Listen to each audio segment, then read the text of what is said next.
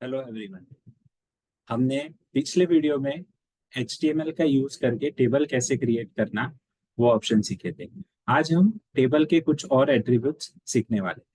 तो ये वीडियो को अंत तक देखिए, लास्ट तक देखिए, और उसमें जो जो एट्रीब्यूट्स टेबल के बता रहा हूँ वो आपको भी प्रैक्टिकल सीखने में हेल्प हो जाएगी। तो सबसे पहले हम यहाँ पे नोटपैड स्टार्ट करते हैं, जहाँ पे हम HTML के कोड्स लिखेंगे। और यहाँ पे हम लोग एक नया पेज ले लेते हैं, न्यू पेज ले लेते हैं। और यहाँ पे अपने को प्रोग्राम 4 जो है वो लिखना है। यहाँ पे डॉक टाइप HTML जो हम हर प्रोग्राम के स्टार्टिंग में लिखते हैं। तो यहाँ पे डॉक टाइप HTML लिखा हमने। Doc type HTML head title. यहाँ पे मैं टाइटल में लिख देता हूँ प्रोग्राम 4। यहाँ पे टाइटल को क्लोज किया, हेड को क्लोज किया, और अभी हम यहाँ पे बॉडी लिखेंगे। अब वापस वही टेबल हमें क्रिएट करना है, तो टेबल बॉर्डर =1। यहाँ पे हमने ये कंटेंट लिख दिया। अब हम पहले उसको सेव कर लेते हैं।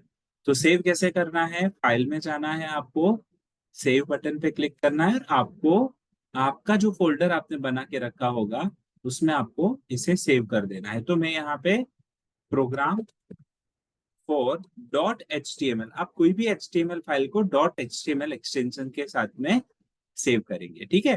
तो मैं इसको यहाँ पे सेव कर देता हूँ। अभी देखिए, ये जो प्रोग्राम हमने सेव किया है वो हमें स्टार्ट करना है। तो यहाँ पे माई कंप्यूटर में चले गए हम, लोकल डिस्क डी में, जहाँ पे मैंने ये प्रोग्राम को स्टोर करके रखा है HTML में। FYGC प्रैक्टिकल, ये जो है वो प्रोग्राम 4 हमने यहाँ पे रन कर दिया। तो एक टेबल डिफाइन करना शुरू कर दिया था। अभी यहाँ पे टेबल बॉर्डर 1 लिखा है, मैं यहाँ लिखता हूँ TR। TR stands for table row, जैसा कि मैंने पिछले वीडियो में बताया था। और यहाँ पे TD stands for table data. अब हम अपनी असाइनमेंट में देख लेते हैं कि हमें क्या करना है। TD row span, row span का मतलब क्या होता है कि अगर मुझे दो रो को मर्ज कर देना है तो हम रो स्पैन यूज करेंगे, और अगर कॉलम को मर्ज कर देना है तो कॉल स्पैन यूज करेंगे। यहाँ पे दोनों एट्रीब्यूट यूज हो सकते हैं। तो मैं आपको वो बता देता हूँ। तो हम यहाँ पे सबसे पहले लिखेंगे TD रो स्पैन =2। तो यहाँ पे मैंने लिखा है TD रो स्पैन =2 लिख दिया। और यहाँ पे मैंने क्या लिखा, कलर्स, क्योंकि मुझे यहाँ पे जैसे असाइनमेंट में दिया है वैसे लिखना है। तो यहाँ मैंने TD क्लोज कर दिया, वापस TR क्लोज कर दिया। अब मैंने यहाँ पे TD लिखा, TD में कलर लिख लेते हैं ग्रीन।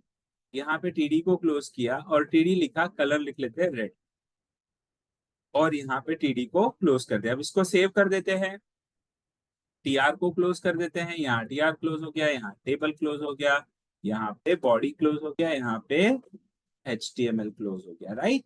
तो ये हमने सेव कर दिया। सेव बार बार कैसे करना है आपको, कुछ भी टाइप किया उसके बाद सेव करना है तो Ctrl+S बटन यूज कर सकते हो, या तो आप यहाँ पे फाइल में जाके सेव कर सकते हो। तो मैंने सेव कर दिया है, और अब मैं यहाँ पे रिफ्रेश कर देता हूँ। तो देखिए, यहाँ पे ये हमारा एक टेबल बन गया। लेकिन हमें आउटपुट ऐसा तो नहीं चाहिए।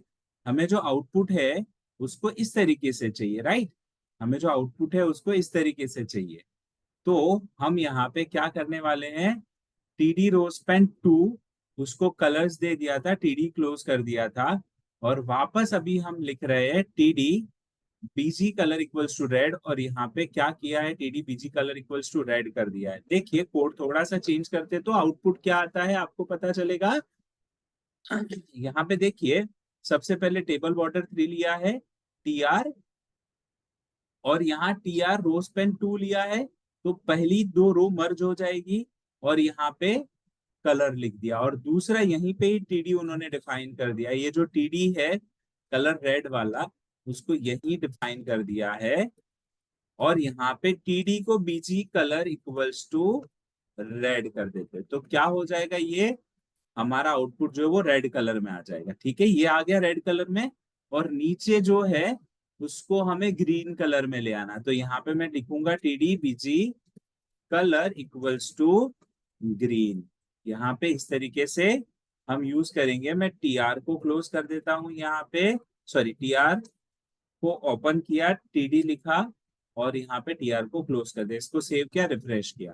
तो इस तरीके से आप ये जो असाइनमेंट है वो कर सकते हो। मैं इसको वापस अच्छे से एक्सप्लेन कर देता हूँ सबसे पहले हमने डॉक टाइप HTML लिखा है, हेड, टाइटल, टाइटल क्लोज कर दिया, टाइटल में हमने लिखा है प्रोग्राम 4, उसके बाद हेड को क्लोज कर दिया, उसके बाद हमने बॉडी लिखा है और बॉडी में लिख दिया टेबल बॉर्डर 1, 1 भी दे सकते हो, 2 भी दे सकते हो, 3 भी दे सकते हो, आपको जो भी यहाँ पे बॉर्डर देनी है वो दे सकते हो।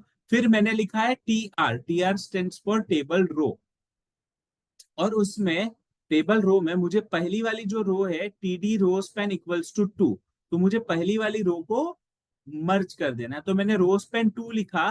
तो ये देखिए यहाँ पे जो कलर्स लिखा हुआ आ रहा है वो रो जो है वो मर्ज हो गई, मतलब दो रो में से एक बन गई। तो यहाँ पे जो हमने रोज पेन का टैग यूज किया, एट्रीब्यूट यूज किया TD टैग के साथ में, इसकी वजह से वो मर्ज हो गया। और हमने दूसरा एट्रीब्यूट यूज किया BG कलर, TD के साथ में TD BG colour equals to red, तो यहाँ पे TD BG colour equals to red लिखा, तो ये रेड कलर के बैकग्राउंड में आ गया।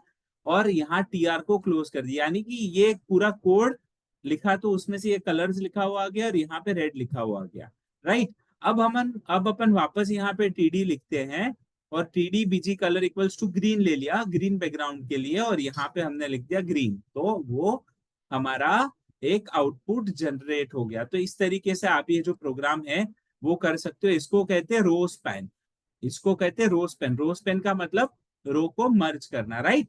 तो इस तरीके से आप ये प्रोग्राम कर सकते हो। तो ये है आपका प्रोग्राम फॉर HTML प्रैक्टिकल में। तो इसको आपको प्रैक्टिकल इंप्लीमेंट करना है, ट्राई करना है।